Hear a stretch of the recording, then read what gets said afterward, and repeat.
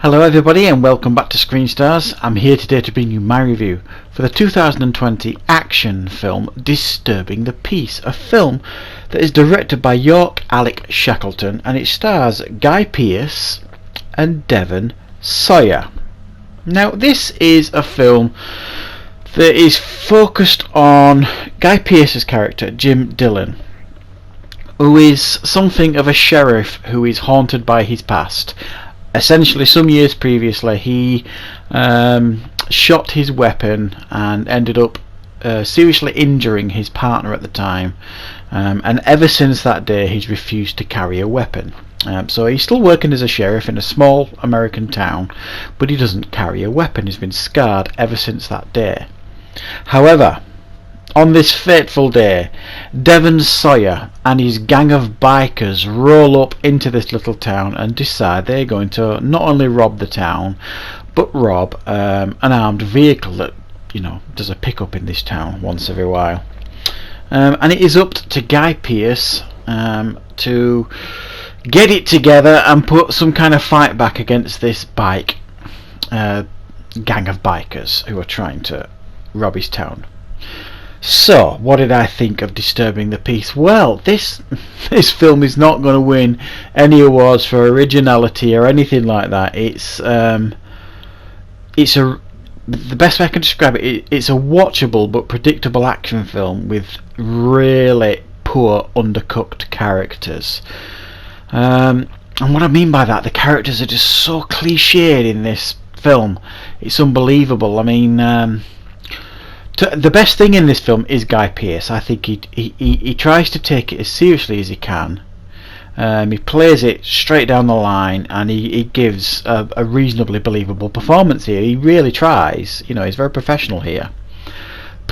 Some of the others in this film are just like so cliched. When you watch it, you'll see what I mean. And it's seriously predictable, this film. Everything you think is going to happen in this film, it plays out exactly as you plan it.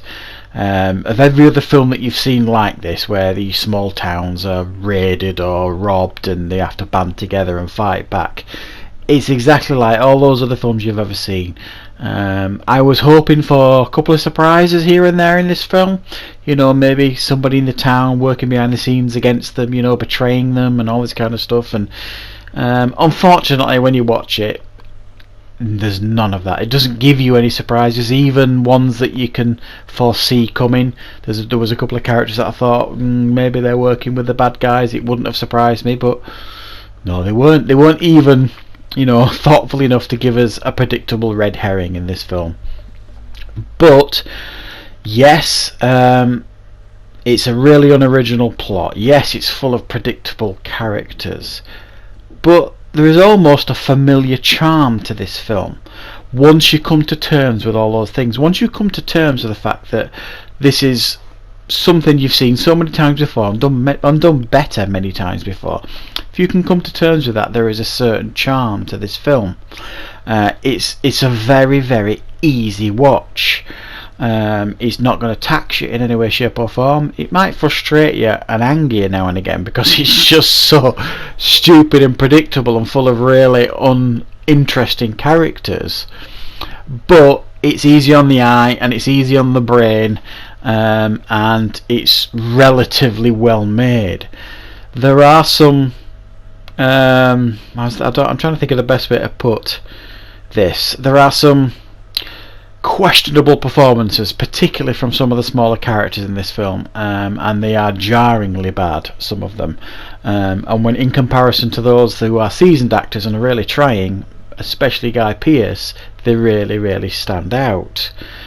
And some of the dialogue in this film, literally Devon Sawa, who plays the bad guy here, is Guy Pearce is starting to fight back, basically, and he literally shouts at him down the street, "I'm gonna get you, Marshal."